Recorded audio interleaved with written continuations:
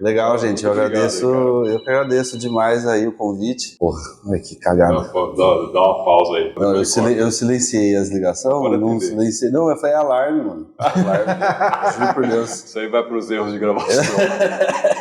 Making off aí, total. Está começando o Store Talks, lugar onde empreendedorismo ouvir história e histórias inspiram empreendedorismo. Eu sou Felipe Bahia. Eu sou Cleito Quintino. E hoje estamos aqui com um convidado. Muito obrigado, Gabriel Couto, por nos receber na sua casa, por ter aceito o convite de participar aqui com a gente. Gabriel Couto, que é chefe de cozinha, consultor gastronômico e proprietário do Terraço e Bistrô. Vai contar um pouquinho aqui para nós de como foi a trajetória dele, como que estão os negócios, as dificuldades de empreendedorismo aí na área de gastronomia. Uma área que eu particularmente gosto bastante, que eu também já vim dela. Né? Eu também gosto bastante. Ele gosta, ele consome. Sou consumidor. E ele faz, fiel. E hoje eu fico só degustando. Só palpitando. Legal, gente. Eu que agradeço o convite, Felipe, receber vocês aqui, né? Fazer uma edição aqui na nossa casa. Inaugurado, né? Mais especial aí. A gente inaugurou aqui dia 10 de março, vai fazer um mês aí, né? Então tudo muito novo aqui pra gente ainda. A gente ficou 1 ano e meio ali atrás do fórum, não sei se você passava na frente lá, né? E, direto, casinha, né? Pocket total, né? Bem bistrô mesmo, francês e tal. Tudo muda, né? Processos totalmente diferentes. O número de cadeiras, equipe, custos, matéria-prima. Então a gente começou do zero, basicamente, né? Apesar de já ter uma clientela aí já formada, né? O que é bom, que bastante gente está acompanhando a gente, está vindo aqui conhecer e tal. Mas em termos, assim, administrativos, de gestão, muda muito. A gente se jogou no penhasco de novo, bem, né? Porque... cada crescimento, ele é um novo desafio, né? É um desconforto, né? A base ali. Foi um primeiro trimestre, assim, que eu fiquei, cara, a cabeça, né? A gente fica como, né? Porque, vai dar pra pagar as coisas, vai dar pra pagar funcionário, vai ter cliente, então, assim, será que foi de novo... vai aceitar o novo local? Vai aceitar o novo local. Foi de novo, assim, eu costumo brincar, né? Às vezes eu falo all-in, né? Quando a gente pega no poker ali, vai tudo que... Joga todas as fichas naquela jogada. Naquela jogada. Tenho a mão aqui, a mão tá legal, tô vendo a mesa e vamos, entendeu? Então, foi um bom primeiro mês, um bom primeiro pedaço de mês, né? Digamos, que a gente abriu aqui dia 10 de março, né? Estamos no dia 4 de abril. Dia 4. Estamos indo para o nosso primeiro mês-versário aqui, digamos, e é incrível, um mês que parece que foi um ano, assim, sabe, de tanta coisa que já aconteceu, boa, não tão boa, não tão positiva, tropeços, ajustes, equipe, entra, sai, esse ramo tem muito disso, né, também, que a gente procura, né, o mínimo possível, né, desse turnover aí ser o mínimo possível, que envolve... Você conseguir ter uma equipe concisa ali que execute as coisas. Com toda certeza, né, sempre que entra uma peça nova, é um investimento ali que é feito em tempo, em material, em conversa para treinar, em atenção e tal. Mas tenho profissionais que estão comigo já há quase 2 anos também, que inauguraram a casa lá em cima. Então isso garante já um padrão, né, de produção, de atendimento, né, uma coisa mais tranquila, né. Obviamente, algumas peças ali a gente vai mudando, mas a gente tem conseguido montar um time cada vez mais entrosado, cada vez mais, né, unido. Enfim, né, eu já tinha a noção que lá em cima estava apertado, eu estava com uma capacidade de produção já esgoelada, né, tipo, não tinha onde pôr mais frio.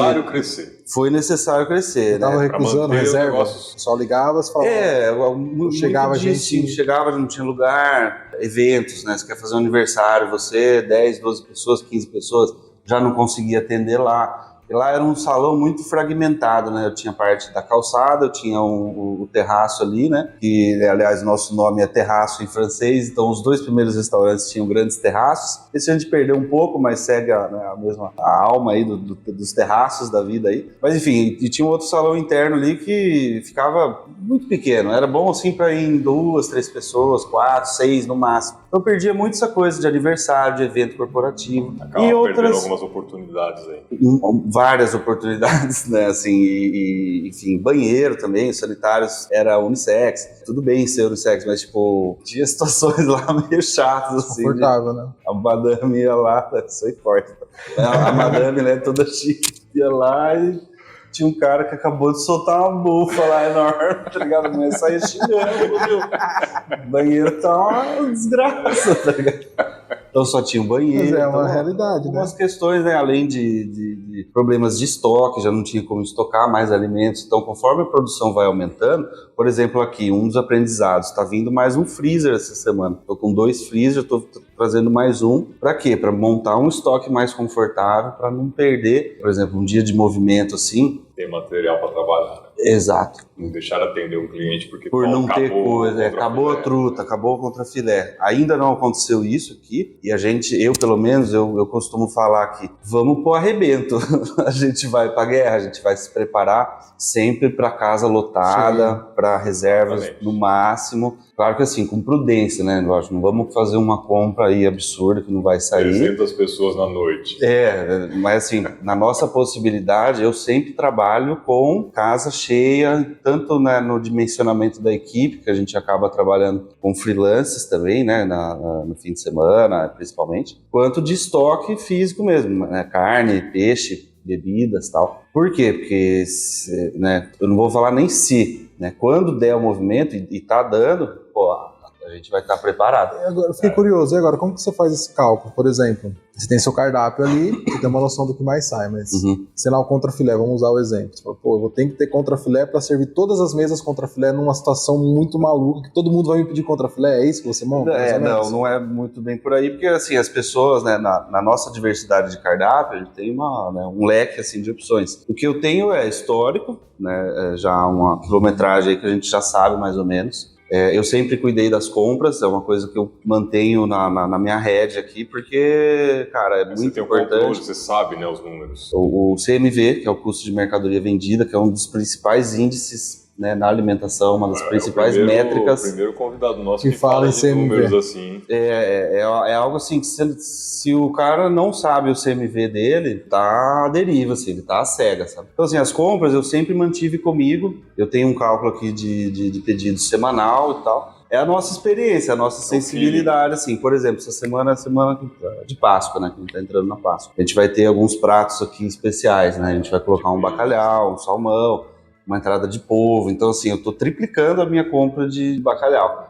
No caso do contrafilé, por exemplo, é o único prato aqui da casa, né? Um parênteses. Eu primo sempre muito por cardápios enxutos, né? Por questões também de produção, de administrativo e também de efeito para o cliente também. Existe um estudo, vocês já devem ter acompanhado aí, que é a síndrome do Netflix. Esse estudo eu faço toda vez que eu vou no restaurante. Quanto mais opções você dá para o cliente escolher, mais a tendência dele de perder tempo, né, de demorar bastante tempo escolhendo ali. Ou seja, isso é ruim por quê? Porque o cara tá gastando um tempo na minha casa que eu não quero isso. Eu preciso girar essa mesa muitas vezes. Vai vir aqui, fica o tempo que quiser, mas não ficar, né, ali. Não é um McDonald's. O cara senta, pega e vai embora, né? Mas assim, eu quero que a escolha dele seja, né? E tem outro ponto também da síndrome do Netflix, que é, como eu falei, quanto mais opções tem, mais a chance do cara se arrepender daquilo que ele escolheu. Porque então ele fala, pô, eu devia ter escolhido aquele outro bife lá, que em vez da azeitona tinha o abacaxi. Sei lá, que a gente às vezes vê muitos nos lugares. Assim, a única diferença entre um prato e outro é o acompanhamento. Então aqui não, a gente tem, né, por volta aí de 12, 13 entradas, 10 principais, assim, pegando um pouco de cada proteína. Então eu sei que o meu contrafilé, que só tem ele de bife, assim, quem gosta de bife, vai nele. Tem ele e o steak ao poivre, no caso, que é o medalhão de mignon e tal. Eu sei que é um prato que sai muito, tem que descer a lenha mesmo. Eu compro de caixa, no caso, né? Então, assim, essa compra já me dá aí uma quantidade legal. Tá chegando aí em 10, 12 unidades, já mando vir outra caixa, entendeu? Então a gente vai... Mas lógico, isso é experiência, entendeu, Cleiton? Como eu falei, é quilometragem. Eu passei muito por períodos de acabar a coisa. Tive isso. Você não tem noção do momento que você vai ter. Acho que é a pior coisa que pode acontecer, né? E isso não é só no segmento de cozinha. Acontece. Assim, qualquer cara que monta uma loja de roupas, ele não sabe, às vezes ele coloca uma peça lá que em um dia esgota. Exato. E tudo bem peça também. Que fica lá rodando 5 meses, 1 ano, o cara não consegue vender, né? Eu vou começar a testar isso também. Mas assim, se for isso para acontecer, que seja por um sucesso enorme de vendas. Nossa, saiu enormemente esse prato e, ó, pessoal, né, a gente tá sem, acontece também. Mas não pode ser por um erro de planejamento, de compras, de, não vi que tinha acabado aquilo lá. Fora do normal. Aí ok, aí é até legal falar pro cliente, ó, movimento que estourou, o pessoal comprou bastante, a gente ainda tá repondo, enfim. Tem um outro prato aqui que é o bife bourguignon, que essencialmente ele é um cozido de carne, né? Tem esse nome, mas ele é um cozido de carne. É a carne, bovino, né? Exatamente. Cozido ali com vinho tinto e tal, as coisas, só que o tempo de cocção dele é muito longo, não é um prato que eu consigo fazer assim, do nada. Então esse fim de semana aconteceu quase de acabar, mas assim, porque vendeu muito mesmo. Então assim, no sábado à noite a gente terminou com 4, 5 porções, né, que a gente fala, que é unidades aí do produto. E domingo eu não tinha nem como, né, comprar, não tinha nem como fazer, né? Tipo, é uma carne que fica marinando no tempero por 24 horas, depois tem o cozimento, que é mais 5 horas e tal. Aí a gente começou o domingo, falei pro salão, ó, temos 4 só desses, 3, 4, e boa. Então, mas, enfim, aí... o pessoal da casa é instruído também, ó, deu os 4, não oferece. Não vende mais, né? A gente trabalha hoje com um sistema muito legal, até recomendo para quem trabalha aí com à la carte em geral, que é o cardápio no QR Code, né? Que hoje tá a polêmica do QR Code. Eu não gosto. Então, como que surgiu isso aí, né? Surgiu no auge aí da pandemia, tal, a coisa da manipulação ali, mas é muito útil, cara. Eu também tinha minhas reservas com ele, mas é muito legal. Por quê? Porque você bate ali o QR Code, você tem foto, você tem explicações que eu não consigo colocar no impresso. E o mais importante, eu consigo desativar produtos em tempo real ali. Então, acabou o bife, eu já apago ele ali e não vai aparecer mais para você. Então, evita de ter aquela coisa assim, chefe, esse não tem, né? Porque nem vai aparecer para ele, constrangimento, né? Mas lógico, né? Para mim não é o suficiente só o QR Code. A gente investiu, né, nessa unidade aqui, a gente investiu bem assim num cardápio físico, assim, bacana, porque faz parte da experiência, né? Você folhear ali, eu acho muito melhor. Então a gente tem os dois, a gente trabalha com os dois. É a opção. A gente já chega com o impresso e explica, esse o QR Code tem explicações auxiliares, tem fotos e tal. Mas o QR Code é bom nesse sentido, assim, sabe? A tecnologia veio para ajudar. Nossa, total. Você pode adicionar já é integrado com o seu sistema, né? Faz parte do seu sistema, provavelmente. Ele é um sistema à parte, né? Ele é um sistema à parte. Aqui eu uso o TOTUS, né? Que ele é o sistema mãe aí da coisa, e o QR Code, assim, para dar um suporte aí nesse sentido, entendeu? Então tem muita coisa que a gente vai, aprendendo na raça, né? Eu aprendi na raça, eu sou um cara que veio do operacional, da cozinha mesmo, né? Minha formação é gastronomia, comecei super de baixo, né? Tipo, auxiliar, passava o dia picando as coisas, depois a gente vai subindo. Descascando batata, tudo, né? Que eu acho que é o caminho. É o fluxo, né? Legal, sabe? Histórico. Aí fomos para chapa, fogão, liderança, algumas posições de liderança, né, que eu peguei. Trabalhei muito com consultoria, que é o que a gente estava comentando aí um pouco antes. Você chegou a trabalhar em cozinha de outras pessoas, né? Várias. Como que foi, assim? Você não era aqui de Piracicaba? Eu sou de Piracicaba, assim, nascido, né, fui para gastronomia logo saindo do colegial, né, digamos. Tinha essa ideia, sempre gostei muito desse ramo de alimentação em geral. Do ambiente, assim, de bares, de restaurantes, de balada, aquela coisa, né? A gente é adolescente, vida noturna, sabe? Adolescente, assim, quer se sentir gente e vai saindo e tal. E pra mim era o máximo, assim, estar nos bares, as coisas. Tive um fascínio muito grande por esse setor que, né, hoje chamam de alimentação fora do lar. E fiquei com isso na cabeça. Fui pra gastronomia, né, cedo, molecão, virgão de tudo, né? E fiz aqui a graduação no Senac, né, de Águas de São Pedro, tal, me formei direto ali, 2008, dezembro de 2008, já estava formado, e fui pro mercado, cara. Fiz uma temporada no interior do Rio de Janeiro, num hotel lá chama Gamela, um puta hotel da hora lá, eles chamam de Eco Resort, né, e tal. Depois voltei, trabalhei em bar, trabalhei em restaurante. Você imaginar. Eu fui meio que ping-pong, assim, sabe? Eu não peguei um restaurante e fiz carreira. Até para entender, você fez isso para aprender? Com o intuito com o intuito de aprender? Ou aconteceu naturalmente? Eu acho que os dois, assim, aconteceu naturalmente, e conforme ia acontecendo naturalmente, eu comecei a ter para mim, mas é legal porque eu tô aprendendo diversas modalidades de cozinha. Então, modalidade do buffet, né, que é você monta as travessas, modalidade do à la carte, modalidade de boteco. Aqui em Piracicaba eu trabalhei no Maravilhoso de 2009, 2011, acho. Tipo, naquela época o Maravilhoso era vaziozaço, assim, sabia? Tipo, hoje você né? Bomba, Qualquer né? dia que você passa lá, Tá lotado. é absurdo de movimento. Então, assim, ajudei a levantar A a casa, base. digamos assim, e aprendi muito lá sobre essa parte de chapa, de porçõezinhas, né? Uma coisa que foge um pouco da gastronomia, assim, Sim, a de gastronomia glamour. clássica, né? Mas, cara, foi muito legal, assim, de pegar tempo de cocção das coisas. Morei um tempo em São Paulo, trabalhei em alguns restaurantes em Campinas, acabei não indo para o exterior, ainda pretendo passar um tempo fora do país, tal. Fiz viagens, mas assim, nunca cheguei a trabalhar, morar assim, mas já fui 3 vezes para fora. E foi acontecendo, lógico, bati minhas cabeças, tive minhas desilusões com o ramo, né, porque a questão salarial sempre foi muito o que eu sempre complicada, falo. né? Então a gente... A cozinha, ela, nesse sentido de como funcionário, ela... A remuneração a remuneração exige bastante, a remuneração... Não é tão boa quanto poderia ser, mas aí o funcionário, o cara tá ganhando dinheiro, meu, não tá. Não tá. É difícil, é um ramo muito competitivo, os custos são altos. Né? Sem dúvida. É um jogo de centavos, né? Eu costumo dizer também, você vai diminuindo aqui, diminui aqui, para ter um resultado bacana lá na frente. Mas as margens são apertadíssimas, se você se descuidar com alguma coisa, seu lucro, sua margem está comprometida. Mas existe essa coisa que o empresário é o vilão. Isso no Brasil existe um pouco isso aí, né? Mas, cara, a gente faz o que dá, né? Enfim, então a questão salarial, no meu começo de carreira, vou confessar, desanimou mesmo, e até... Né, a gente se conheceu numa graduação de engenharia, vai vendo, né? Tipo, eu cozinheiro, tudo a ver, vamos fazer engenharia, né? Por que não? Mas assim, me veio na cabeça, pô, vamos ter uma profissão mais de gente normal, assim. Sair dessa loucura da cozinha.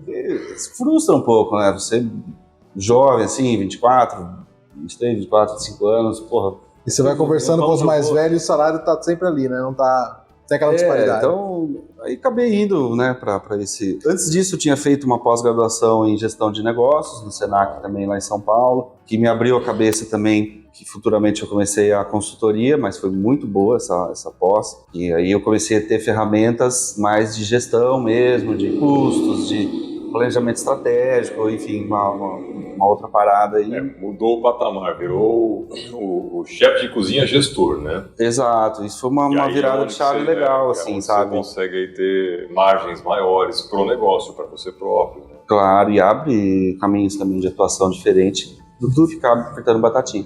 Durante o teu processo, passando por esse restaurante, você sempre teve a visão de, eu quero passar por tudo isso e montar o meu negócio? Que momento que houve esse estalo? Vou montar meu restaurante. Já aprendi o suficiente? O primeiro restaurante que eu abri era uma rotisserie, na verdade, que ficava ali no bairro Campestre, Seção de Piras. Sim. Ali indo para das Pedras ali. Surgiu uma oportunidade de arrendar um ponto, né, que era bem beira de estrada, assim, rústico a coisa era rústica, mas me despertou uma coisa assim de, pode dar certo, porque era uma coisa pequena, eu mesmo tocava, então me despertou ali essa ideia aí de ter alguma coisa que, vamos ver, pode ser que as coisas melhorem, vamos ver como dono e tal, né, enfim. E assim abri, né, peguei lá, era rotisserie bem clássica mesmo, máquina de frango, ficava nas máquinas ali, fazia costelão, marmita, cuscuz, maionese, se você quiser, aquelas que você entra assim... Frango de padaria. Exato, batatinha, farofa.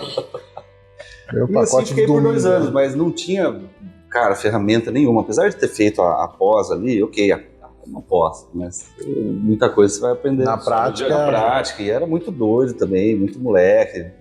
Enfim, não sentava para ver números, ver as coisas. Enfim. Assim foi por 2 anos e aos trancos e barrancos foi até legal, levantei o ponto lá. Tenho clientes até hoje que me falam. Isso foi de 2014 a 2016. Né? Tenho clientes até hoje que vêm aqui e falam: meu, seu frango assado era, não sei se você sabe, muito bom, o frango. Eu usava, né, eu tenho início assim, de formação, uma coisa muito forte comigo, que é usar temperos sempre naturais. Que é muito da graduação, né? A gente faz uma graduação em gastronomia, você não vê creme de cebola, Caduc Nor, Sazon, tudo isso aí pra mim não existe. Eu vi muito isso no meu, né, na minha trajetória nas outras casas. Ervas. É tudo natural, entendeu? E um dos trabalhos de consultoria muito legal que eu fiz no Graal, né, eu atendi uma unidade do Graal em Barueri, eu consegui, cara, eliminar, né, essa parte assim de temperos químicos que a gente pode até não perceber, mas às vezes você vai num lugar assim, você fica com uma sede, você fica meio estufado depois, assim, você não sabe por quê. Tudo por causa desses químicos, né? Eles têm uma quantidade de sódio absurda. Enfim, então na minha rotisserie eu deixava os frangão ali mergulhado também, quase 2 dias, tudo natural ali, ervas. Foi muito legal, mas assim, faltavam ferramentas, acabei, né, pegando ponto, e aí sim eu mergulhei de cabeça na consultoria, de modo assim até meio espontâneo, conhecidos perguntando, pô, me dá uma ajuda com isso, me dá uma ajuda com aquilo, cardápios, contratação de mão de obra, como que eu faço tal prato, pô, não tá sobrando dinheiro. Então eu falo, pô, vamos lá, vamos ver o que tá acontecendo, né? Aí de alimentação, basicamente. Completa. Até assim, atuei muito com plano de negócio. Então, por exemplo, vocês não são do ramo de gastronomia, vocês querem abrir alguma coisa. Por onde começa? Qual é o primeiro passo? Então, existe o plano de negócios, né, que é uma ferramenta aí utilizada, né, para qualquer ramo. Para a gastronomia não é diferente. Você precisa de um plano de negócio. O que eu vou fazer, como, quando, onde, quanto que eu vou investir, em quanto tempo isso vai retornar. Analisar um ponto, então eu atuei muito nisso, entendeu? Então a gente sabe, né, as armadilhas que existem. Então, de maneira natural, eu comecei a aplicar ferramentas como o CMV. O CMV, como eu falei, é uma das principais métricas que a gente tem que ter no negócio, que no setor de alimentação ele gira em torno de 28% a 33% do seu faturamento. Então, se você vende 100 mil no mês, você não pode gastar mais que 30 com matéria-prima que você vende de fato. Mercadoria para... O que eu vendo? Eu vendo contrafilé, eu vendo bacalhau, eu vendo truta. Tudo isso somado não pode passar de 30% do meu faturamento. Passou, minha operação está em risco. A saúde financeira do meu negócio está em risco. Então, isso que eu comecei a aplicar nos empreendimentos aí, de conhecidos, de pessoas que foram abordando depois, que, cara, é muito legal, assim, foi muito gratificante, porque, né, teve casos, assim, do cara chamar eu, viu, vai lá ver o que tá acontecendo, porque não é possível, acho que essa pessoa tá gerindo tudo errado lá, porque não sobra dinheiro.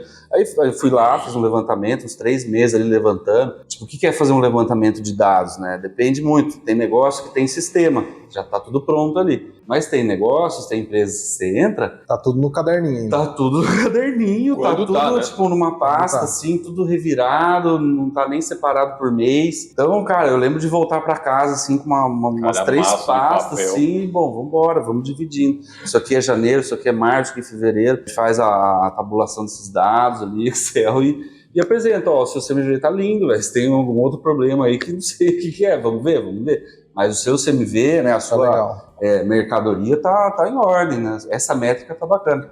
O cara não tem um monitoramento dos números não tem geral, né? Tudo... O que não se mede não se consegue controlar, né, cara? Perfeitamente, cara, que é um trabalho que eu vindo do operacional, é um exercício constante que eu tô fazendo, de ficar cada vez menos atrás do fogão, cada vez mais nesse aspecto estratégico de gestão, de administração, essas métricas na unha mesmo, entendeu? Pô, como é que tá o CMV, como é que tá o custo de ocupação, que é também uma outra métrica interessante, o CMO também, que é o custo de mão de obra. Então tem vários índices que a gente tem que ir trabalhando mês a mês e projetado também, né?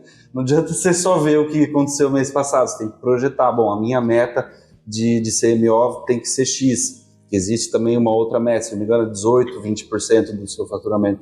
Se for a mais isso com mão de obra, também a sua operação está com problema. Ou você tem uma mão de obra muito inchada, mão de obra ociosa, ou você precisa aumentar a sua venda, sua receita bruta ali. Então, são sinais, né? Igual você tá na estrada ali, você vai vendo. Pô, tem um sinal vermelho aqui, tem uma coisa aqui para virar, tem aqui proibido ir reto, então é a mesma coisa. O problema é que o cara dirige no escuro, né? O cara dirige no escuro e, tipo assim, se você tem um negócio que, pô, tá indo bem, que vende pra caramba, tal, beleza, vai dar certo por um momento. Enquanto tiver dinheiro entrando e saindo, funciona. Exatamente. Agora, se tiver um aperto aí, se tiver alguma coisa, então a gente sempre se prepara para casa cheia e para ter períodos aí de, entendeu? Tem uma máxima que o meu colega fala, que é a empresa grande, ela tem condições de ser ineficiente. Uma multinacional, por exemplo. Você tem condição. É verdade, cara. Eu lembro, e a maioria é. A maioria tem uma gordura maior ali. Porque o dinheiro entra, gira muito. E eu lembro disso porque quando eu saí da empresa, o pessoal fala, agora tem 3 ou 4 aqui. Eu falei, nossa, mas não precisava de tudo isso, ainda mais com a tecnologia chegando. Pode crer. Então tá inflando a mão de obra e tem uma galera, cara, vocês estão aumentando gente e o serviço tá igual, né? Estranho, mas... Você tá falando das empresas ou do governo? Mas então, multinacional, quem trabalhou em multinacional é exatamente o espelho do governo. Parece que cada setor é uma empresa, eles têm conflito entre eles, parece que um quer derrubar o outro, um não se importa com o outro. Sem dúvida. Os ministérios, as secretarias, os governos estaduais brigando com o federal. Manda mais verba pra mim, não manda pro outro. Aí tem aquela coisa assim, eu via muito isso, o cara tinha lá um orçamento, lá tinha um dinheiro pra gastar no ano. Era muito engraçado. Ele ficava o ano inteiro economizando, cuidando daquele dinheiro. Quando chegava, tipo, novembro, dezembro, ele falava, não vai dar pra gastar tudo. Aí ele saia gastando, comprando, trocando umas coisas desnecessárias. Senão ele recebe menos verba no É verdade. É umas métricas, ao invés de você beneficiar o cara que economizou, falar, seu benefício, então esse ano que vem nesse bônus, vou criar uma ferramenta aqui pra incentivar o cara a economizar. Na empresa é o contrário. Eu pressiono ele pra economizar e quando ele economiza, eu corto a verba do ano seguinte. Sendo que não precisa tanto. Você não precisa assim, de tanto. Não, mas tem inflação, tem um monte de imprevistos, né? Que prejudicam, não. Aí o cara chegava em dezembro, o cara gastava tudo. Aí era uma briga, era uma corrida. Mas deixa eu te fazer uma pergunta, Gabriel. Você falou aí, terminou sua frase praticamente falando de crise, né? Como foi o período de pandemia para você? Foi tenso, cara. Foi tenso porque eu tava... Foi tenso. Né? Tipo, obviamente, né? Mas... Porque, assim, outros empresários, empreendedores que passaram por nós, acho que todos até agora, se beneficiaram muito da pandemia em termos financeiros. Pô, maneiro. Mas a gente sabe que o setor de alimentação passou por uma dificuldade muito grande. Salvo alguns casos como rotisseria, foram muito bem em geral, né? Mas para você naquele momento, como que foi? Como que foi enfrentar esse desafio e como foi sair dele? Foi assim, corra pras montanhas, né? Foi incrível, porque na época eu tinha acabado de abrir o terraço lá no Splendor Office, o prédio ali comercial, puta prédio bacana. Tiradentes ali, né? Prédio de altíssimo padrão, top. Eu inaugurei lá em dia 11 de fevereiro de 2020, vai vendo. Um mês antes. Foi 15 dias antes do primeiro lockdown e tal, enfim. Mas foi doideira, porque lá o meu modelo de negócio era um modelo self-service, buffet self-service por quilo. Tá? Um belo buffet e tal, a gente trouxe refratários ali bem bonitos e tal. Então a gente abriu, na primeira semana já tinha 120, 150 refeições por dia, só no almoço, assim. Eu olhei e falei, tô feito, né, da hora. É aqui que eu fico, legal, o pessoal gostando, assim, e tal. E veio isso, a gente, obviamente, viu o nosso faturamento de X ir para quase zero. Foi bem desafiador, porque né, a gente tinha acabado de abrir, a gente ainda estava aprendendo muita coisa, a gente ainda estava se achando ali no ponto e tal. Então, virou uma rua fantasma ali, virou... Sabe aquela bola de feno assim que sai no deserto? Assim, rolando. Eu olhava na rua, era isso. O prédio fechou, assim, nem o valet funcionava, assim, foi incrível. Aí o que a gente fez? Bom, vamos pro iFood, né? Quem se deu muito bem na pandemia, quem já operava no iFood e tal. Aí eu falei, bom, vamos lá, vamos fazer lanche. Comecei a fazer hambúrguer, sanduíches. Comecei a fazer feijoadas de sábado, domingo, assim, para retirada, para entrega. A gente vai se virando, né? Falei, bom, eu tenho um ponto aqui, eu tenho um aluguel. E o ponto ali não era barato? Não era barato. Poderia ter chegado pro proprietário ali, falou, não vai dar, tchau, pandemia, sei lá, rasga esse contrato aí, boa. Poderia. Acho que eu teria perdido muito menos dinheiro. Essa é verdade. Mas a verdade é que eu falei... não teria ganho experiência, né? Não teria ganho experiência e talvez isso tivesse abortado muita coisa assim que viria a acontecer. Talvez hoje eu não estaria aqui, o terraço não existiria. Então, mantive, falei, vamos embora, vamos, né, feijoada, isso, aquilo e tal. Ainda bem que ele não existiu, porque isso aqui é um presente para Piracicaba, porque legal, cara. Não é qualquer lugar que tem uma comida francesa de qualidade. Né? E até falando num post que eu vi seu ontem, né, eu achei muito interessante isso aí. As pessoas costumam falar, né, perguntar para ele, inclusive, por que comida francesa vem sempre tão pouquinho? Porque você não conhece o terraço que É verdade. Mas tem essa crença mesmo, né? Que a comida francesa que é um outro esquema, né? O pessoal olha, mas assim, é uma sequência de pratos que a hora que você acaba todas as sequências de 7, 11 pratos. Os restaurantes estrelados, aí, de maneira geral, eles têm um hábito muito forte que é o menu degustação, é um produto muito forte, né? Então você vai no Jacan lá, por exemplo, em São Paulo, você opta você tem a opção do menu degustação dele e é mais de 600 contos, só comida. Harmonizado com vinho, R$1.200. Mas ok, legal. Então, aí obviamente vai vir em porções, né, reduzidas, porque senão você não chega no terceiro prato. Mas assim, eu fui pra França, viu, os pratos lá é pratada, bruta mesmo, não tem essa não. Mas isso depende no bistrô, né? Não num restaurante clássico. Ou... então mais ou menos não tem muita restrição não, assim, sabe? O restaurante clássico também tem as porções e tal. Só que depende se você tá nesse menu de degustação ou não, depende de muita coisa, se é uma entrada e tal. Mas criou-se essa crença aí, né? Esse folclore aí, que a comida francesa é aquele negocinho... O cara pega com a pinça ali, aquela né? frescura e custa R$300 o prato. Não é, né? Ela se assemelha muito à gastronomia italiana também, nesse sentido. Que é de onde veio, na verdade. Tudo, né? A parte europeia ali, de maneira geral, compartilha muita coisa, né? A culinária espanhola, a culinária portuguesa, né? A Península Ibérica ali, avançando um pouco no Mediterrâneo. Tem muito a ver, tem muito a ver. Aí você começa a ir para a Alemanha ali, já é uma coisa mais calórica, né? Também pelo clima ali, talvez, enfim. Então é muito legal ver como a gastronomia, ela reflete, né? A cultura mesmo do povo, o hábito, né? A gente vai aqui na Rua do Porto, a gente vê, é peixe na brasa é o cultural e cuscuz, daqui, né? É o cultural daqui, entendeu? É muito legal, né? Mas né, voltando só um pouco no terraço, né? Ali ficamos, depois teve as primeiras reaberturas, né? Abria, fechava. Aquela loucura. Uau. E aí, numa dessas reaberturas, eu tava andando ali pelo salão vazio, tudo fechado. Eu falei, o que eu faço pra dar um up aqui? Porque eu tô vendo que selfie, porcaria. Aliás, é um dos piores métodos de trabalho pra gastronomia, é o self-service, né, porque a margem cara, é isso aqui. Você monta aquela pista quilométrica de comida, não sai nada, sobra. A melhor coisa é isso aqui, é o porcionado, é o à la carte. Aí eu falei, eu vou trabalhar com parrilla. Comecei a fazer à noite, assim, eu acendi a parrilla lá no prédio. O que é parrilla? A parrilla, perdão, ela é uma churrasqueira argentina. Ela é um tipo de churrasqueira, na verdade, né? Então você tem a parrilla uruguaia e a parrilla argentina. O que diferencia é o tipo de grelha, né? Geralmente a grelha em V é tipo uma canaleta, assim, que vai descendo, ela é argentina. Aqui eu peguei a parrilla argentina. A diferença entre a parrilla e o churrasco tradicional brasileiro é que geralmente as nossas churrasqueiras aqui, a brasa ela vai embaixo, né? Ou seja, então você não tem direto, muito controle, né? Exato. Você acaba tendo ali, se o cara não tem muito macete... Queima a carne ou fica crua. Exatamente, né? Então o bom churrasco, né, que o pessoal fala, tal, que é uma área que eu não sou churrasqueiro, não sou assador, não sou esses caras aí do... Pitmaster, que tá na moda agora, né? Não, longe disso, sou cozinheiro.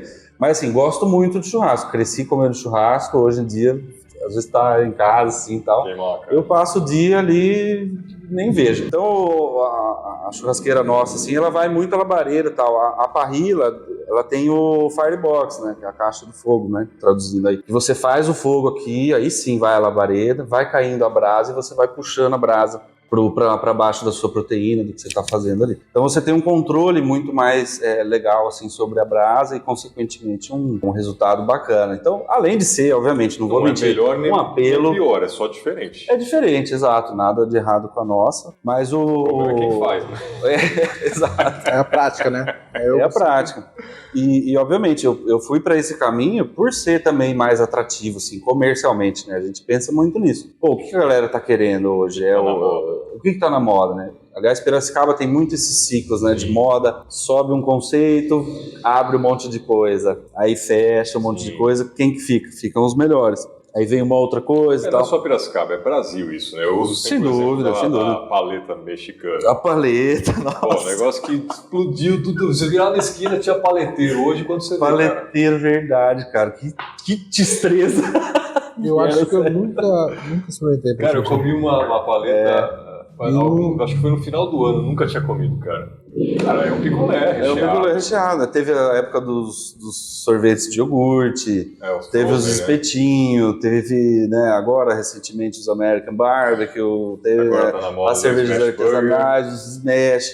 E é bacana, assim, é legal. Mas eu, pessoalmente, eu gosto de olhar empreendimentos que... tem que ter, independente de moda, entendeu? Então, por exemplo, um restaurante francês, porque eu, aí depois do, né, lá no Splendor eu fiz a parrilla, fiz todas as coisas lá, mas a verdade é que lá eu fiquei 2 anos empatando minha vida, tá? Fiquei correndo atrás do rabo, fiquei trabalhando para pagar colaborador e fornecedor.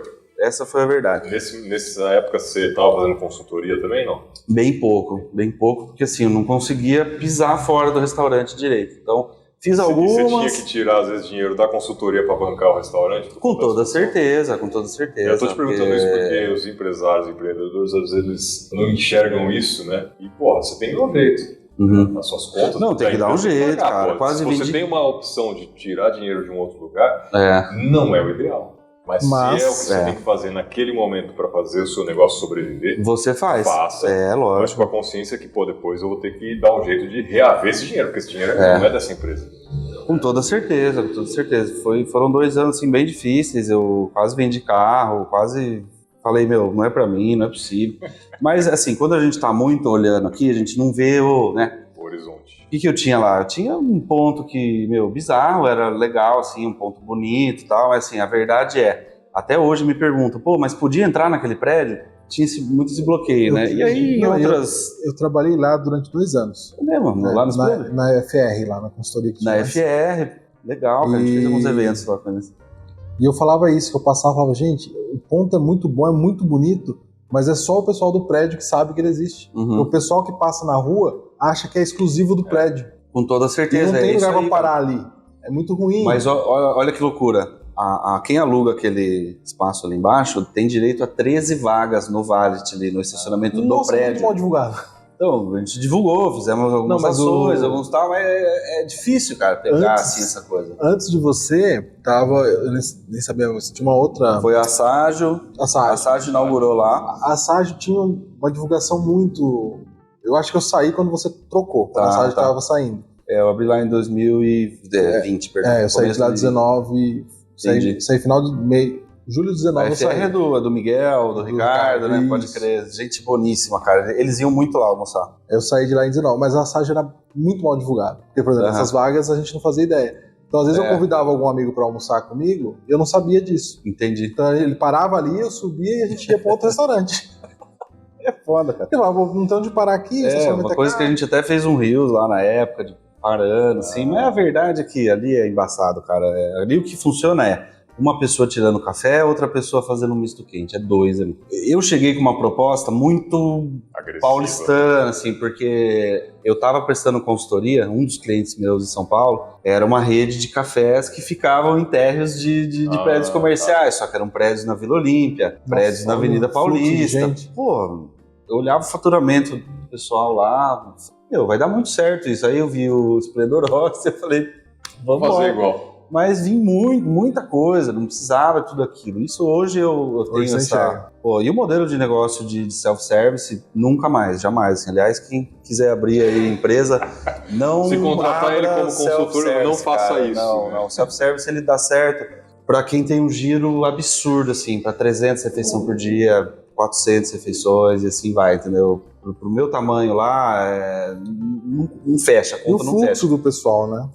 Você ali ficava muito amarrado só ao prédio, você tinha o pessoal da rua? Sim, isso bastante. O que mudou, uma época que mudou um pouco essa realidade foi quando eu fiz a parrilla à noite. O que acontecia? Eu colocava a parrilla ali na parte externa lá, parrilla é o quê? É fogo, tal, chamava atenção, a galera começava a parar. Por isso que eu trouxe a parrilla também, porque, preciso chamar atenção, né? Eu tô aqui e tal. Tivemos êxito aí um pouco, tal, conseguiu, né, fechar a coisa ali um pouco, né, tocar um pouco mais de tempo ali. E numa das consultorias que eu fiz aqui em Piracicaba, eu acabei topando com a casa que eu abri o Terraço Bistrô, entendeu? O pessoal tava passando o ponto, né, tava saindo de lá, eu olhei a casa assim, falei, parece bem um bistrozinho e tal, e lá que a gente abriu o Terraço Bistrô. A minha ideia era, né, criar uma segunda unidade do Terraço, né, pensei em fazer terraço, parrilla, burger, uma coisa assim e tal, né?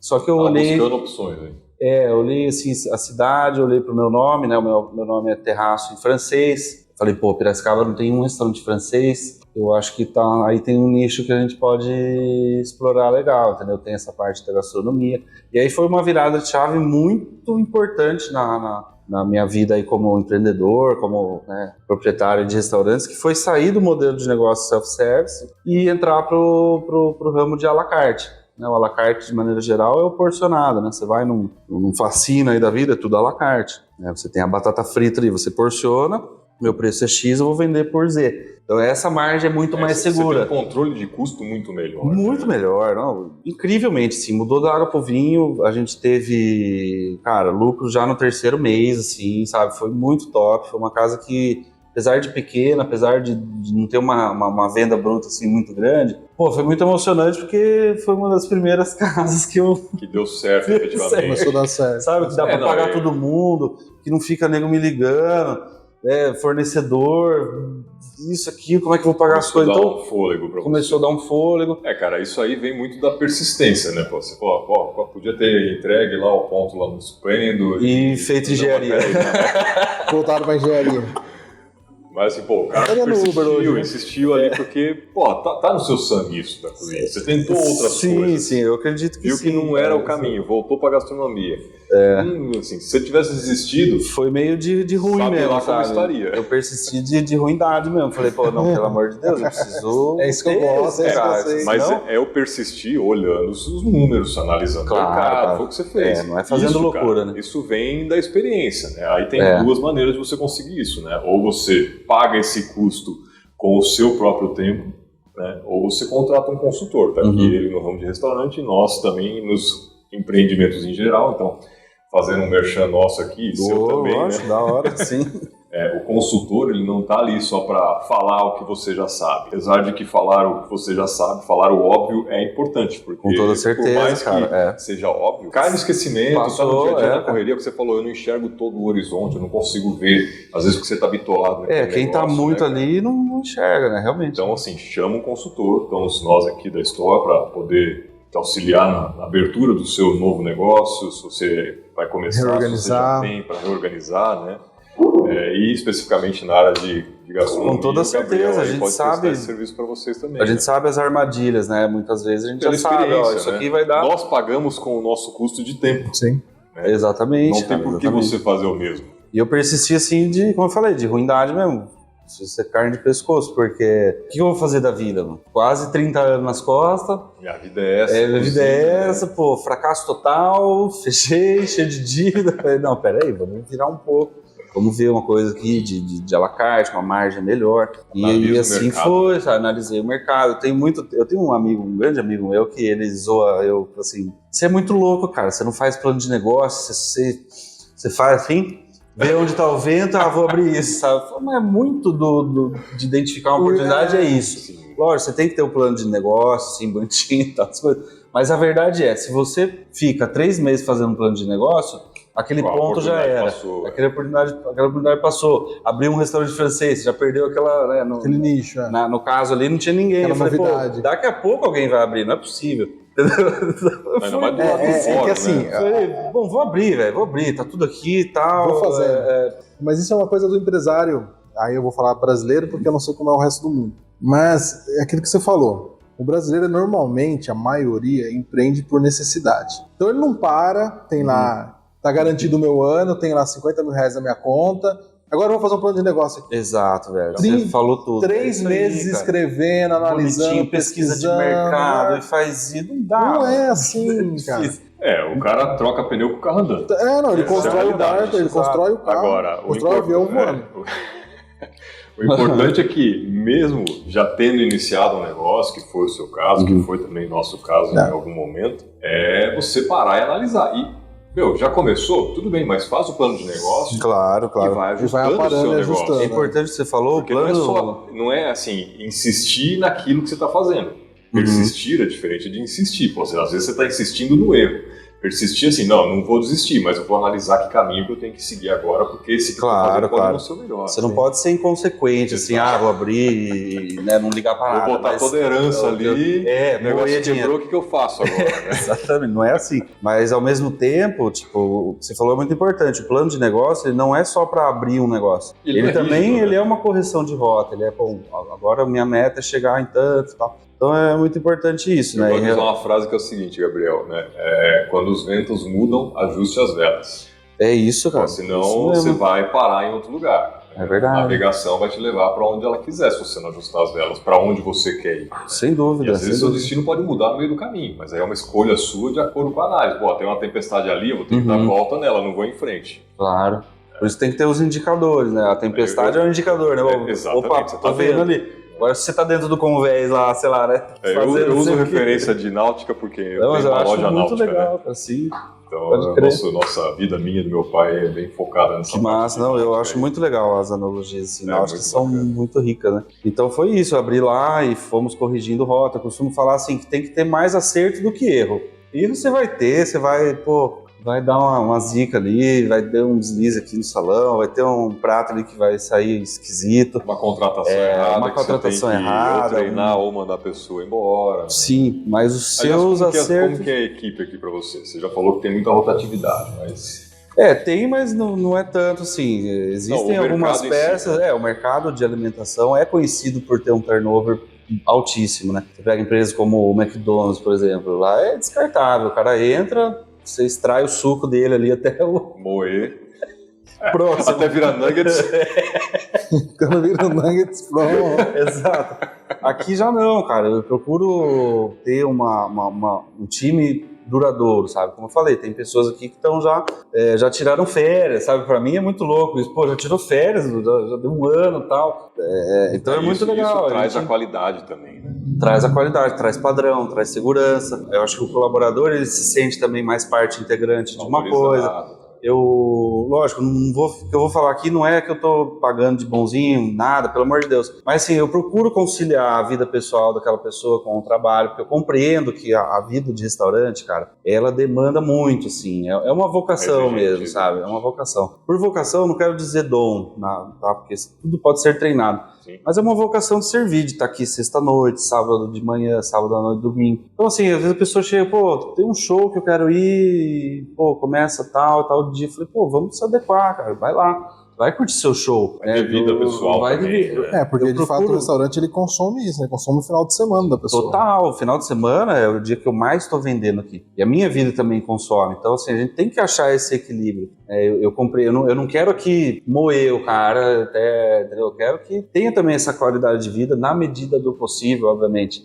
Então, por exemplo, aqui a gente está numa fase de análise, de constante análise. Então, o que vai acontecer aqui? Provavelmente... Eu começo a abrir de domingo à noite, eu não abro ainda, mas eu identifico essa oportunidade, porque nenhum restaurante aqui em Piracicaba abre domingo à noite, né, no caso. Você quer sair comer uma coisa da hora, o que você acha? Pedir pizza. Pizzaria, hambúrguer, bar, mas assim, um restaurante mesmo, morreu. Então o que pode acontecer? Eu posso começar a abrir domingo à noite e fechar de terça à noite. Então isso pode resultar em 2 dias de folga semanal para algumas pessoas. A gente pode fazer um rodízio assim, entendeu? Já que eu não vou abrir na terça, vamos fazer uma segunda e terça, a gente reveza. Então eu quero, na medida do possível, oferecer uma coisa bacana. Você também ter qualidade de vida, né? Não é? Lógico. Lá em cima eu já estava eu já estava me desligando bastante assim, do operacional. Já fim de semana quase tinha vários que eu não ia, já estava podendo viajar, sabe aquela coisa de sonho mesmo para o empresário? Porque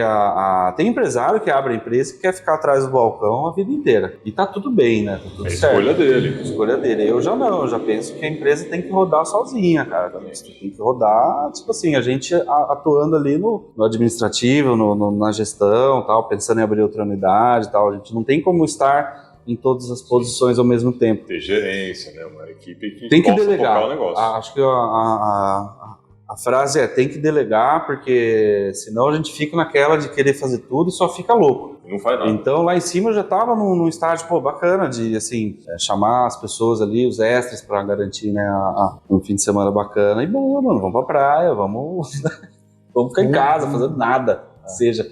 É a coisa mais da hora do mundo, cara. E olhar o celular ali, as vendas cair e tal. Enfim, é meio sacana, é meio, o cara não faz...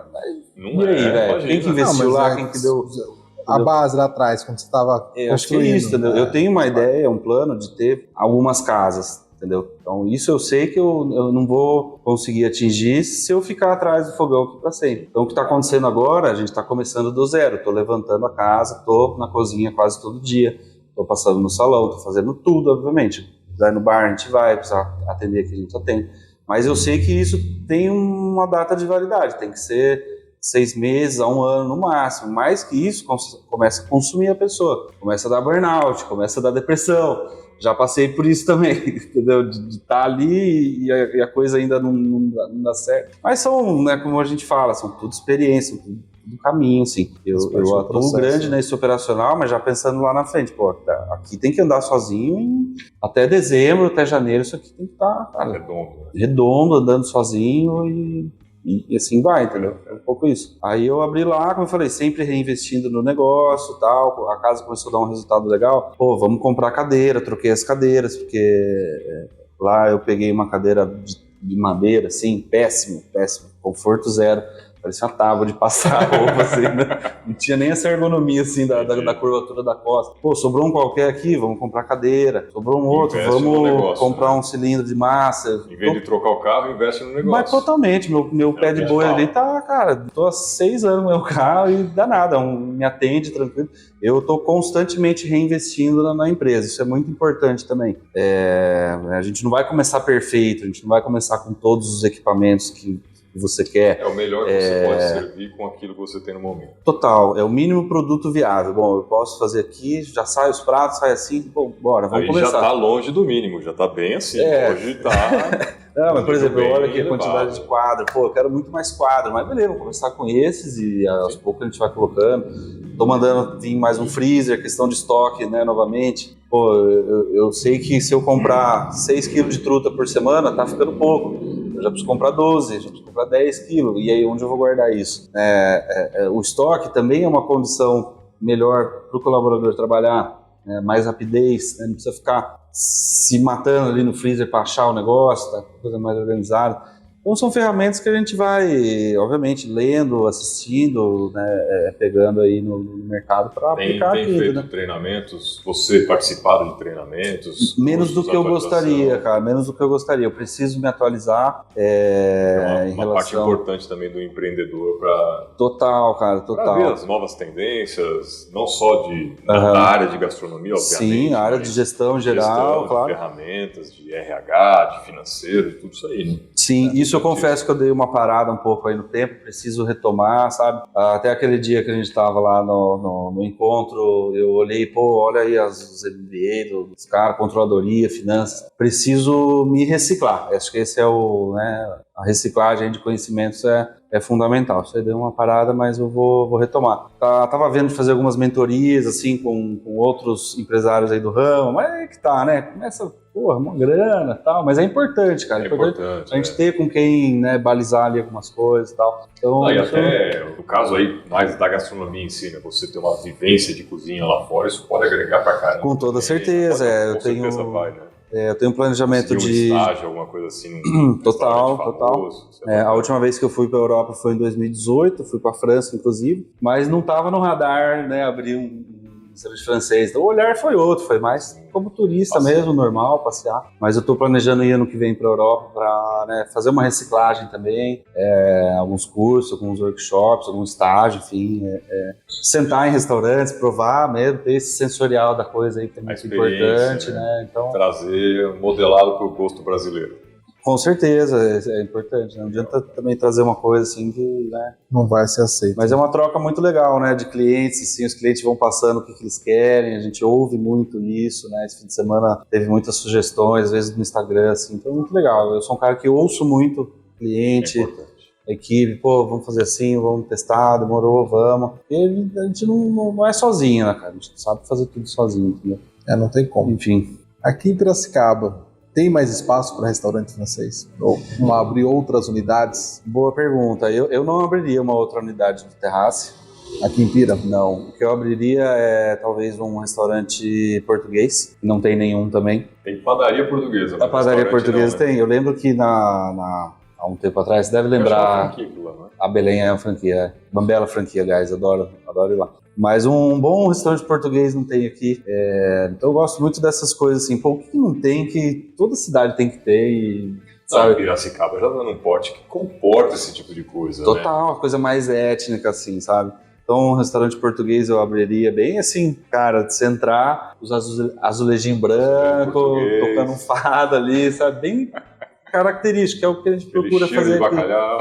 Acho que as pessoas querem ter essa experiência, sabe? Pô, Legal, aquele cheiro de bacalhau, azeitona, bolinho, batanisca, pegar bem os classicão mesmo. O português tem essa ideia, mas acho que para outro francês não tem tanta demanda não, ainda talvez, não sei. Talvez o que teria aqui, analisando agora assim, é uma casa menor, focada mais em doces e panificação francesa, isso sim, que é o que a gente não faz aqui, não é muito focado nisso. Até porque não é muito o meu know-how também de panificação e tal. Eu sou mais a culinária quente mesmo, de fogão, de carne, de panela mesmo. E também a parte de confeitaria e panificação requer um espaço enorme de produção, assim. Já falei pra você, cilindrar. Não era confeiteiro, é Sim, outro você esquema. tá ligado, é outro esquema. E particularmente eu adoro porque É pacífico, não tem né? o desespero da cozinha. É verdade, mano. Não tem aquela coisa de... O confeiteiro é o primeiro que começa a trabalhar, porque a sobremesa ela leva um tempo de preparo normalmente maior, tem que resfriar, assar, e é o último a servir. É verdade, cara. Então, assim, cara, é o lugar... Então, de repente, eu enxergo aqui em Piracicaba um lugar nesse estilo, assim. Mas outro de culinária francesa mesmo, quente, assim, não enxergo. Legal, cara, boa mesmo. Porque eu tô vendo, tipo assim, eu não sou um consumidor de restaurante. O meu negócio é lanche. Lanche e pizza. É lanche Bom e pizza. demais. Que é coisa do brasileiro, né? É meu... Não, Importado e é uma americano. delícia. Eu adoro também. Eu falo que eu troco qualquer refeição por uma pizza. É muito bom. Não, eu não vou nem discutir isso. Mas aí você falando aqui do restaurante, eu falei, nossa, mas será que cabe mais? Por quê? Hoje, quando a gente fala de escala, a gente sempre vira pra franquia, né? Uhum. A franquia, eu acho que é a forma de escalar com menos trabalho. Porque se eu pensar em abrir outro desse, Piracicaba não cabe outro. Você teria que abrir outra cidade, Campinas. Campinas tem, não tem? Tem bastante coisa francesa lá, mas lá cabe. Já é uma cidade. Mas aí comporta. Mas, por exemplo, hoje se você for abrir em Campinas, você tem que abandonar isso, de certa forma. Você tem que viver Campinas por um tempo até ele estabilizar. Sim. É igual o nascimento de um filho, né, cara? Igual a franquia, exemplo, você tem que ir lá. Esse filho aqui tem 20 dias. Não dá pra ter Quanto outro. tempo você pode... Entendeu? É isso que eu tô pensando. Disso, porque assim, se fosse em Piracicaba... Se fosse em Piracicaba, Piracicaba cabe outro, legal. Mas aí eu abriria outra coisa, eu abriria um bar, eu abriria um português, outro nome. Outro segmento, né? O português do gajo, sei lá. Seria outro nome. Eu acho que crescer não necessariamente precisa ser a mesma marca. Exclusivamente a mesma marca. Sim. É legal. Você se torna um empresário no ramo de alimentação. Exato. Não necessariamente só aquela marca. Só aquela marca, exatamente. Com o tempo a gente vai tendo esses insights, assim, pô, aqui vai bem um português, aqui vai bem um oriental de maneira geral. Né? Quando a gente fala de culinária asiática, o que ficou muito estabelecido aqui é o japonês. Mas assim, agora a gente tem bastante o coreano também, né? Ah, sim, o coreano. Mas, pô, tem a culinária chinesa, tem a culinária tailandesa, que é riquíssima, vietnamita. Então, assim, aí eu tiro um pouco mais longe, mas, assim, um bom asiático aqui em Piracicaba não tem. Não tem um português, não tem um bar de tapas. A culinária espanhola ali também não tem. Né? Tinha o Barceloneta, muito legal também. Costumei frequentar lá, mas não sei por que não foi. Mas, pô, a época que abriu esse de tapas, eu falei, pô, olha que coisa legal, cara, porque aqui é muito isso. É culinária italiana, pizza, bar. Culinária italiana, pizza, hambúrguer. É legal, lógico, é gostoso. Adoro pizza, adoro hambúrguer, adoro massa, mas assim... Tem outras opções do cardápio, né, gente? No mundo, o tamanho do mundo que nós temos aí. Mas ok, né? Então eu procuro enxergar mais nessa linha, assim, pô, o que ninguém tá fazendo? E isso é legal porque você acaba navegando sozinho naquele mar. Exatamente. É o oceano azul ali pro cara. Eu peguei um oceano azul aqui. Diferentemente de São Paulo, tem de tudo a qualquer hora. Imagina eu abrir um bistrô francês em São Paulo, pesadelo. Se arrebenta, né? O que eu vou fazer? É uma loucura. Mas ao mesmo tempo, Você tipo, eu sou... com 1 milhão de gente. Eu tô concorrendo com o Jacan, tô concorrendo com o Le Jazz, com o Isse Bistrô, com casas assim que estão entidades mesmo, são casas top de linha. E talvez esse tipo de coisa não surja aqui em Piracicaba, nas cidades menores, justamente pelo medo do cara abrir um negócio nesse segmento e falar assim, porra, mas não tem público. Se não abriu é porque não tem demanda. É justamente o contrário, cara. Exato. Pode ser também. Pode ser, mas pode ser também que ninguém abriu ainda, porque... Alguém falou pra gente esse negócio que o Piracicabano ele tem um pouco de resistência? O Piracicabano é modista, né? Eu acho que cada vez menos resistência, porque o que está acontecendo com o Piracicaba já há anos já, né? Vamos dizer assim, 5, 6, 7 anos. Grandes empresas estão se instalando aqui. E com isso vem uma população que não é daqui, que é de São Paulo, que é do Rio, que é do... Né? Fora então, do Brasil. Tá existindo uma galera aqui que é muito mais aberta, assim. Isso é, tipo... 10 anos atrás, realmente, Piracicaba era mais um deserto, mais assim, saudosista, cultural, assim. tal, mas hoje eu vejo Piracicaba muito efervescente, assim, em termos de bares, restaurantes, sabe? Tá Umas coisinhas legais abrindo, e sorvete artesanal, e hambúrguer, e cerveja. Eu acho isso da hora demais, cara. Porque tem espaço para todo mundo, né? O setor de alimentação, pô, hoje você tá vindo aqui, amanhã você vai no outro, semana que vem você vai no outro, na outra semana você volta aqui, né? Não precisa ter só você, né? Mas né, eu gosto de ter menos gente fazendo o que eu faço, né? Por exemplo, na francesa. A época que eu abri era sozinho, hoje já não sou mais. Mas legal, tá eu e mais um fazendo hoje aqui. Se eu fosse abrir um restaurante italiano, por exemplo, pô, eu não teria o tesão assim de abrir, vamos abrir uma cantina. Tá, pô, uma cantina, legal, tem mais 20 por aí, tá ligado? Com os tradicionais de Já concordo com os tradicionais, exato. Eu né? Prefiro pro outro lado. Gosto muito de bar, pretendo abrir bar também, porque é muito legal, assim, trabalhar também com... Hoje a gente tá trabalhando com um produto um pouco mais elitizado, querendo ou não, né? Mas o bar é legal, porque assim, o cara vai toda semana. O hambúrguer, né? É legal porque ele vai toda semana e beleza. Então, o que eu falo assim, de ter várias casas, não necessariamente do terraço. Se rolar, beleza. É uma formatação aí de franquia, acho legal também, não sei. Não vejo muita cara, não. Mas outras empresas, entendeu? Abrir, vamos ver isso, esse e tal, e sempre... É o empreendedor, né, cara? Não importa se é uma franquia ou não, o cara tá sempre pensando em novos negócios. Existe aquela diferenciação entre o empreendedor e o administrador, né? Você pode me confirmar se tá certo. O empreendedor, o tesão dele é de abrir. É de criar e tal. É de inovar. A hora que abriu, ele já fica, né? Puta, mano, e agora, né? E o próximo? Que é o que eu falo, é o empresário e o empreendedor. É. O empreendedor é aquele cara que tá tentando novas ideias, inovar, trazer coisas diferentes, fazer alguma coisa fora do comum ali em geral. E, principalmente, oferecer algo para servir a população. Exato. Servir um público. Né? Resolver uma dor. O empresário é aquele cara que cuida mais da administração. Sim, não quer ter grandes aventuras. Para ganhar o dinheiro dele, né? E tá tudo bem. Tem espaço para todo mundo. É perfil, né? É verdade, tem espaço para o empresário, para o empreendedor, para o funcionário, para o cara que também não quer trabalhar. Tem espaço. É verdade, mano.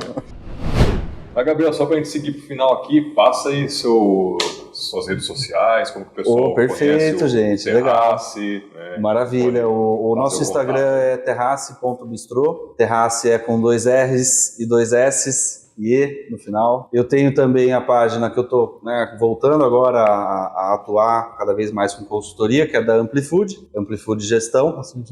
E o meu pessoal também, Gabi Couto, estamos por lá também, estamos à disposição aí, quem quiser trocar uma ideia. Aqui a gente está na rua Santa Cruz 550. Em Piracicaba, esquina aqui com a Voluntários, o Voluntário sobe, Santa Cruz vai para lá, vai para Exalc. Você tem estacionamento por aqui? Não tem estacionamento no local, mas em breve a gente vai fazer um convênio ali com o Mas a rua aqui, estacionamento. À noite é de boa, o comércio fecha e fica bem confortável para parar. Por enquanto a gente está fazendo de terça a domingo, terça a sexta só à noite, né, das 6 às 10h30, 11 horas. Sábado é um dia que a gente faz do almoço e jantar, e domingo só almoço. Mas como eu falei, a gente vai mudar muito isso. A gente vai abrir nas redes sociais para você saber tem que acompanhar. As novidades. A gente vai abrir no almoço durante a semana, tem o domingo à noite também, aí se vocês puderem dar um retorno aí seria bacana. Eu acho que sim, eu acho que tem essa demanda pelo domingo à noite, bastante gente sai. Então vai mudar bastante coisa, a gente tem um espaço legal para eventos também, nem abordamos isso, mas talvez fique uma próxima aí. Enfim, estamos aí no jogo. Quem precisar de ajuda com essa parte de consultoria, treinamentos, né? É muito importante para quem está começando, a gente sabe as armadilhas. Ou que já começou e está meio perdido. A gente sabe e vai atrás da informação também pro empresário, entendeu? Então, coisa que necessariamente nem ele nem a gente sabe, o consultor, ele é um agente que vai trazer essa informação. Onde está essa informação? É o cara que já no tem mercado, experiência, entendeu? ele sabe onde buscar, né? Sabe onde buscar, então é um pouco disso, né? E convido a todos aí a vir conhecer a casa, um espaço bem bacana, tem cerveja, tem vinho, tem entradas legais, tem carnes, frutos do mar. E sempre, né, como eu falei... Não vai sair daqui com fome, né? Não vai sair daqui com fome, o prato não é pequeno, tá? Bom, olha pra mim, né, meu? Eu não sei fazer pouca comida, é coisa assim, bruta. Mas, enfim... legal, mas é isso, gente. Muito obrigado aí Obrigado. Eu agradeço imensamente, para mim uma experiência muito legal, muito enriquecedora de receber vocês e explicar um pouco da nossa história e o nosso caminho. E que venham os outros aí, eu acho que tem bastante história aí, passou tão rápido, né? Tem. Que venham os próximos aí, fico à disposição. Vamos marcar sim. E parabéns pelo Obrigado. canal. Tenho certeza que, cara, é sucesso já e vambora. Vamos continuar. Se fizer um ano, a gente vem comemorar aqui. É isso aí, eu já tô indicando aí, Fazer pessoal. um evento e comemorar aqui. Da hora, Felipe. Parabéns, Cleiton. Obrigado. Então é isso, pessoal. Obrigado aí por ter assistido. Não se esqueça de comentar, curtir, compartilhar, se inscrever, clica no sininho para você receber as notificações aí dos próximos episódios. Toda quinta-feira, às 7 horas da manhã. Sigam o Gabriel aí, o Terraço Bistrô. Venham conhecer, recomendo. Muito bacana aí. Para quem não conhece gastronomia francesa, fica aí que é legal para conhecer, realmente. Coisa tem muito isso, né? A culinária francesa é só mais um pouquinho que a galera não sabe muito bem o que é. Não né? é só escargot. Não é só escargot, não é só caviar, né? Tem bastante carne, bastante bife, né? Batata, peixe, né? Coisa que não é só sofisticado, tem bastante coisa também rústica, de muito saborosa. É isso. Bife bourguignon. Exato, né? Às vezes tem um nome assim que parece, né? Nossa, que frescurada. Mas é o nome porque da o francês coisa, fala meio frescurado, mas é assim mesmo. Mas é muito mais parecido com o nosso cotidiano do que a gente imagina, sabe? Muito legal. Então é isso, pessoal. Muito obrigado. Até semana que vem. Valeu. Semana que vem.